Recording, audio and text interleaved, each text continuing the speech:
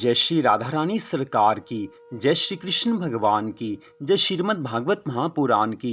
मंदिर श्री बंसी वाले महात्मा यूट्यूब चैनल की ओर से हम आप सभी भक्तों का हार्दिक अभिनंदन करते हैं। आज हम आपको सुनाने जा रहे हैं श्रीमद् भागवत महापुराण के 10वें स्कंद के अध्याय 63 की परम पावन कथा। इस अध्याय का नाम है राजा नृग की कथा।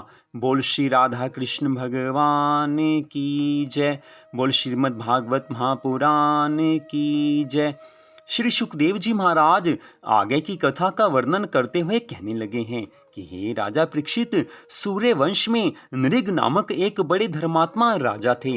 वे प्रतिदिन अनगिनत गायें ब्राह्मणों को दान में दिया करते थे। आकाश के तारे गिन लिए जाएं, परंतु उस राजा द्वारा दान की जाने वाली गौओं की गिनती नहीं की जा सकती थी। ऐसा परम धार्मिक राजा भी अनजाने में थोड़ा सा पाप करने के कारण गिरगिट की योनि में चला गया।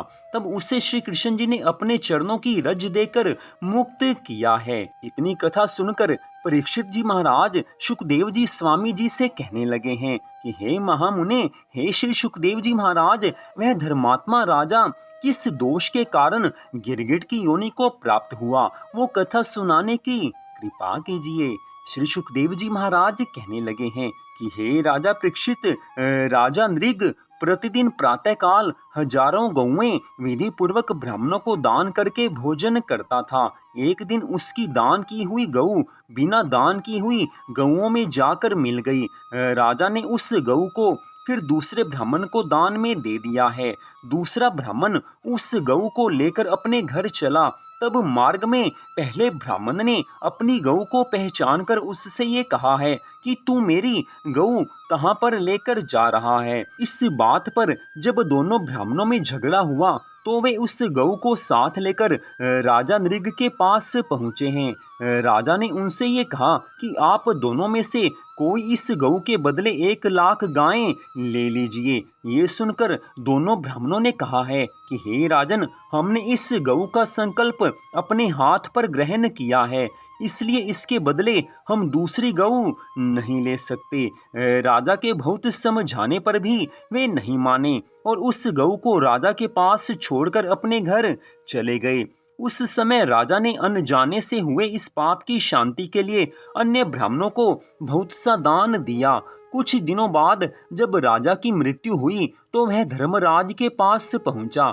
तब धर्मराज ने उससे ये कहा है कि हे राजन, तुम्हारा पुण्य तो बहुत अधिक है, क्योंकि तुमने पुण्य ही पुण्य किया है, परंतु उसके साथ थोड़ा सा पाप भी है। सो तुम हमें ये बताओ कि पहले पुण्य का फल भोगोगे या पहले पाप का फल भोगोगे। ये सुनकर राजा ने उत्तर दिया है कि हे महाराज, मैं पहले पाप का फल भोगूंगा।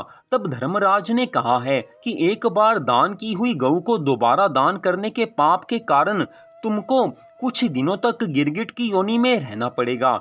जब द्वापर में भगवान श्री कृष्ण जी का अवतार होगा तब भगवान श्री कृष्ण जी तुम्हें अपना दर्शन देकर मुक्त करेंगे। इतनी बात कहकर धर्मराज ने उन्हें गिरगिट बनाकर एक अंधेरे कुएं में डाल दिया। तब से वह वहीं श्री कृष्ण जी की दर्शनों की लालसा के लिए रह रहे थे।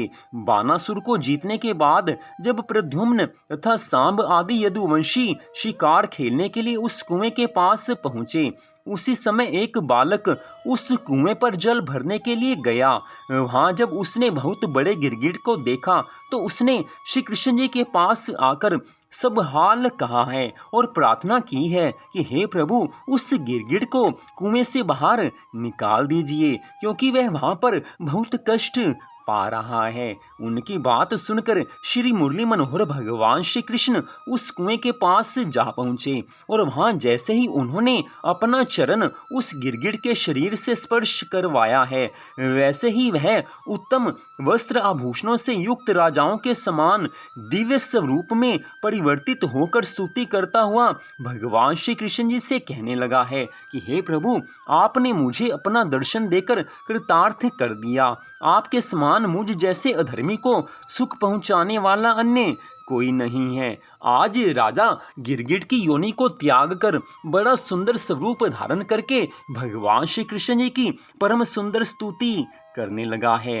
इतनी कथा सुनाकर श्री सुखदेव जी महाराज कहने लगे हैं कि हे राजा परीक्षित, जब राजा नृग देवलोक को चला गया तब श्री कृष्ण जी ने अपने समस्त पुत्रों और यदुवंशियों को समझाते हुए कहा है कि देखो ब्राह्मणों की महिमा कितनी बलवान है, अतः मनुष्य को उचित है कि वह कभी किसी ब्राह्मण का धन हरण ना करे। विष खाने से तो एक ही मनुष्य मरता है, लेकिन ब्राह्मण का भाग खाने वाला परिवार सहित नष्ट हो जाता है। जो लोग ब्राह्मण को दिया हुआ दान वापस ले लेते हैं वे 1000 वर्षों तक रौरव नरक में वास करते हैं। इसके बाद नीच योनि में जन्म लेते हैं। यदि ब्राह्मण शस्त्र लेकर भी आगे आए तो एक बार तो उसके चरणों में अपना सिर झुका देना ही उचित है। ब्राह्मणों की सेवा करने वाले मेरे चरणों की भक्ति को प्राप्त करके मेरा परम धाम प्राप्त कर लेते हैं। तो यहीं पर श्रीमद् भागवत महापुराण की आज की इस कथा का विश्राम होता है। आज की इस कथा में स्वयं भगवान श्री कृष्ण जी ने अपने श्रीमुख से ब्राह्मणों की महिमा का बड़ा सुंदर वर्णन किया है। इसलिए कहा जाता है कि ब्राह्मण का हमेशा आशीर्वाद ही लेना चाहिए। अगर ब्राह्मण प्रसन्न होकर आशीर्वाद दे देते हैं तो उससे भगवान की कृपा मिलती है, भगवान की भक्ति मिल जाती है और भगवान के परम धाम को प्राप्त किया जा सकता है। तो यहीं पर श्रीमद् भागवत महापुराण की आज की इस कथा का विश्राम होता है। आज की इस कथा को सुनने के लिए आप सबका हार्दिक धन्यवाद। भगवान श्री राधा कृष्ण जी की श्रीमद् भागवत महापुराण की अनंत कृपा सदा आप सब पर, आपके परिवार पर बनी रहे, इसी मंगल कामना के साथ जय श्री राधा रानी सरकार की, जय श्री कृष्ण भगवान की, जय श्रीमद् भागवत महापुराण की, जय श्री सुखदेव जी महाराज की।